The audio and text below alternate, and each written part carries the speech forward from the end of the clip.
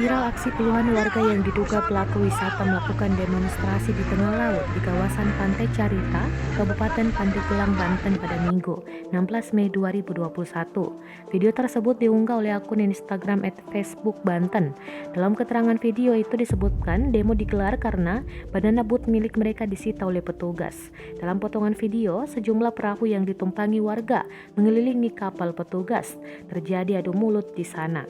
Kasat Polair Polres Pandeglang AKP Dwi Hari Bagio Sunarko membenarkan aksi itu terjadi di Pantai Carita. Menurut Dwi, warganya meminta banana boat yang disita dikembalikan. Kita melakukan imbauan supaya tidak beroperasi karena tempat wisata ditutup seusai instruksi Gubernur Banten, kata Hari kepada Kompas.com melalui sambungan telepon. Hari mengatakan sebelumnya imbauan tidak beroperasi saat pantai ditutup sudah disampaikan secara persuasif, namun tidak digubris para pelaku wisata.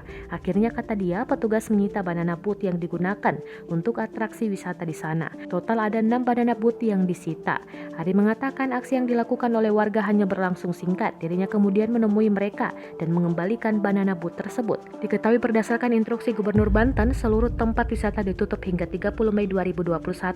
Tempat wisata ditutup setelah sebelumnya terjadi kerumunan.